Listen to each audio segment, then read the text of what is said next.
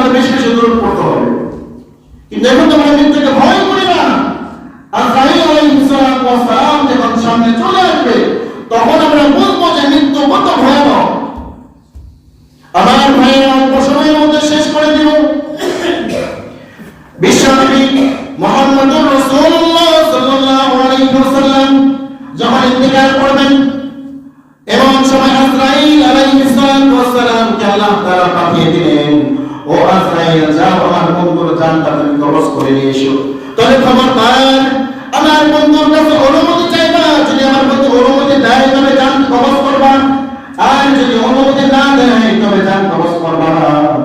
আজরাইল আলাইহিস সালাম আসলেন, বলেন ইয়া রাসূলুল্লাহ ইয়া হাবিবাল্লাহ ও আল্লাহর পয়গম্বর, আল্লাহ তাআলা আমাকে পাঠিয়েছেন আপনার জান কবজ করার জন্য। এখন আপনি যদি অনুমতি দেন তবে জান কবজ করব, না চলে যাব।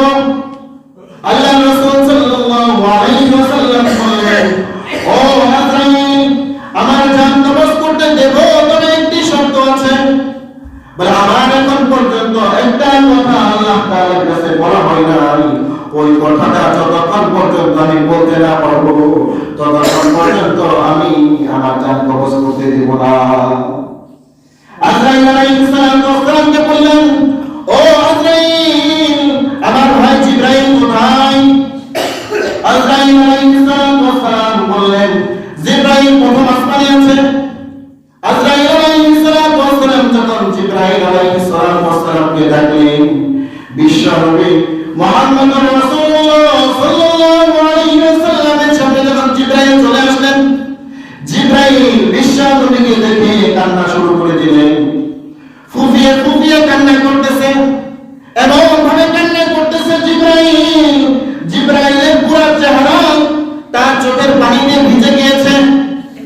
জিবরাইলের সামনে আমার নবী মুহাম্মদুর রাসূলুল্লাহ সাল্লাল্লাহু আলাইহি ওয়াসাল্লাম নিজেও কান্না শুরু করে দিলেন। জিবরাইল কান্না করে, মুহাম্মদ সাল্লাল্লাহু আলাইহি ওয়াসাল্লামও কান্না করে। জিবরাইল দেখতে বলে, ও আল্লাহর পয়গম্বর আপনি কেন কান্না করেন? জিবরাইল আলাইহিস সালামকে মুহাম্মদ সাল্লাল্লাহু আলাইহি ওয়াসাল্লাম বললেন, ও ভাই জিবরাইল আগে তুমি তোমারটা বলো, তুমি কেন কান্না করো?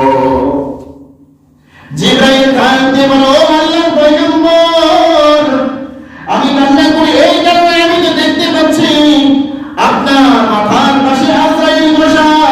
আপনি যদি এখন অনুমতি দেন আপনার জানটা কবজ করে নিয়ে চলে যাবেন। আমি জিবরাইল অন্যান্য নবীদের কাছে ওহী নিয়ে আসছি 3 বার, 10 বার, 15 বার, 10,000 বার, 15,000 বার, কিন্তু আমি জিবরাইল আপনি মুহাম্মদ সাল্লাল্লাহু আলাইহি ওয়াসাল্লামের কাছে ওহী নিয়ে আসছি 24,000 বার। সুবহানাল্লাহ। ও আল্লাহর পয়গম্বর আমি আপনার কাছে 24,000 বার ওহী নিয়ে আসছি। এখন যদি আজরাইল আপনার জানটা কবজ করে নিয়ে চলে যায় আর কোনদিন আমি জিবরাইল আপনার সাথে দেখা করতে পারবো না, এই কষ্ট আমি সহ্য করতে পারতেছি না, এই কারণে আমি জিবরাইল কান্না করি। ও আল্লাহর পয়গম্বর এবার আপনি বলেন আপনি কেন কান্না করেন? জিবরাইল আলাইহিস সালামের কথা অনুযায়ী বিশ্বনবী রাহমাতুল লিল আলামিন বলেন, ও ভাই জিবরাইল আমি একটা কারণে কান্না করি, আর সেটা হচ্ছে আমি যদি এখন মৃত্যুবরণ করে আজরাইলের জানটা নিয়ে যাই আমার উম্মতের কি হবে? জিবরাইল আলাইহিস সালাম কান্না করে, কারণ তার সাথে মুহাম্মদ সাল্লাল্লাহু আলাইহি ওয়াসাল্লামের দেখা হবে না। আর মুহাম্মদ সাল্লাল্লাহু আলাইহি ওয়াসাল্লাম কান্না করে যে আমি দুনিয়ার জমিন থেকে চলে গেলে আমার উম্মতের কি হবে, আমার উম্মতের কে ঘোষণা করবে? বিশ্বনবী রাহমাতুল লিল আলামিন বললেন, ও ভাই জিবরাইল যাও আল্লাহর কাছে চলে যাও, আমার এই খবরটা তুমি নিয়ে আসো। জিবরাইল আলাইহিস সালাম চলে গেলেন আল্লাহ তাআলার কাছে। আল্লাহ তাআলা বললেন, ও জিবরাইল যাও যাও আমার বন্ধুকে ঘোষণা দিয়ে দাও যে আপনি যখন আল্লাহ তাআলার কাছে চলে আসবেন তখন আপনার উম্মতের জিম্মাদারি স্বয়ং আল্লাহ তাআলা নিজেই পালন করবেন। সুবহানাল্লাহ। আল্লাহ তাআলা যখন বললেন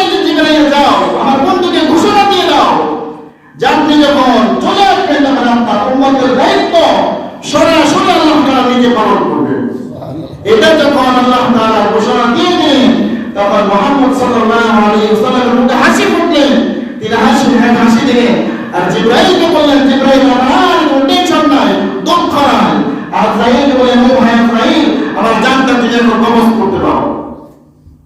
আজরাইল আলাইহিস সালাম যখন বিশ্বনবী রাহমাতুল লিল আলামিনের জানটা কবজ করবেন, আজরাইলের হাত যখন আমার নবীর বুকের মধ্যে রাখলেন, আমার নবী রাহমাতুল লিল আলামিন ডাক দিয়ে বলেন, ও ভাই আজরাইল, তুমি কি পুরো দুনিয়াটা আমার বুকের উপরে এনে রাখলে নাকি? আমার এত কষ্ট হয় কেন?